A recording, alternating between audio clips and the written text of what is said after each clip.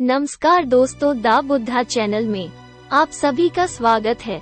आज मैं आपको बहुत ही प्रेरणादायक कहानी सुनाने जा रही हूँ। ऐसी कहानी आपने पहले कभी नहीं सुनी होगी। इससे पहले कि आप कहानी में खो जाएं, तो चैनल को सब्सक्राइब जरूर करें। चलिए शुरू करते हैं कहानी। एक राजा ब्राह्मणों के लंगर के लिए महल के आंगन में भोजन करा रहा था। राजा का रसोइया खुले आंगन में भोजन पका रहा था। उसी समय एक चील अपने पंजे में एक जिंदा सांप को लेकर राजा के महल के ऊपर से गुजरी। तब पंजों में दबे सांप ने अपनी आत्मरक्षा में चील से बचने के लिए अपने फन से जहर निकाला।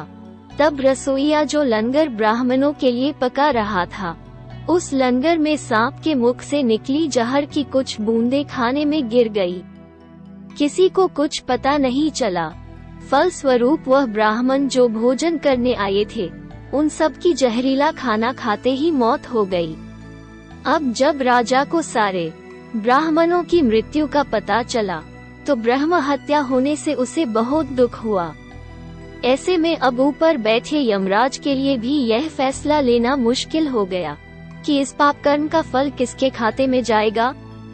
राजा, जिसको पता ही नहीं था कि खाना जहरीला हो गया है, या रसोइया, जिसको पता ही नहीं था कि खाना बनाते समय वह जहरीला हो गया है, या वह चील जो जहरीला सांप लिए पकाते भोजन के ऊपर से गुजरी, या वह सांप जिसने अपनी आत्मरक्षा में कुछ जहर निकाला।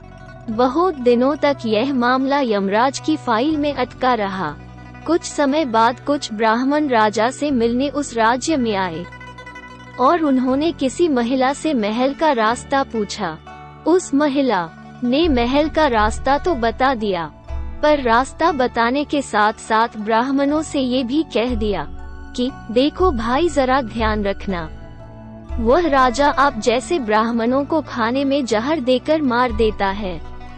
बस जैसे ही उस महिला ने ये शब्द कहे, उसी समय यमराज ने फैसला ले लिया कि उन मृत ब्राह्मणों की मृत्यु के पाप का फल इस महिला के खाते में जाएगा और इसे उस पाप का फल भुगतना होगा।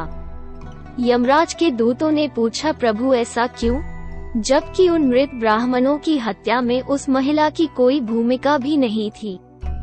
तब यमराज ने कहा कि भाई देखो, जब कोई व्यक्ति पाप करता है तब उसे बड़ा आनंद मिलता है, पर उन मृत ब्राह्मणों की हत्या से ना तो राजा को आनंद मिला, ना ही उस रसोइया को आनंद मिला, ना ही उस सांप को आनंद मिला, और ना ही उस चील को आनंद मिला, पर उस पाप कर्म की घटना का बुराई करने के भाव से बखान कर उस महिला को जरूर आनंद मिला।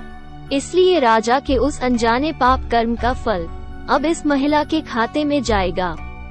बस इसी घटना के तहत आज तक जब भी कोई व्यक्ति जब किसी दूसरे के पाप कर्म का बखान बुरे भाव से करता है, तब उस व्यक्ति के पापों का हिस्सा उस बुराई करने वाले के खाते में भी डाल दिया जाता है।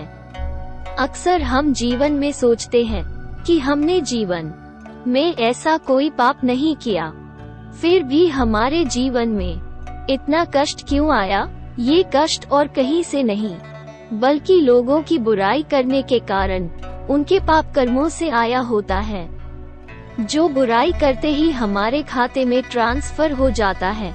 इसलिए आज से ही संकल्प कर ले कि किसी भी पाप कर्म का बखान बुरे भाव से कभी नहीं करना, यानी किसी की भी बुराई या चुगली कभी नहीं करनी है। लेकिन यदि फिर भी हम ऐसा करते हैं, तो हमें ही इसका फल आज नहीं तो कल जरूर भुगतना ही पड़ेगा।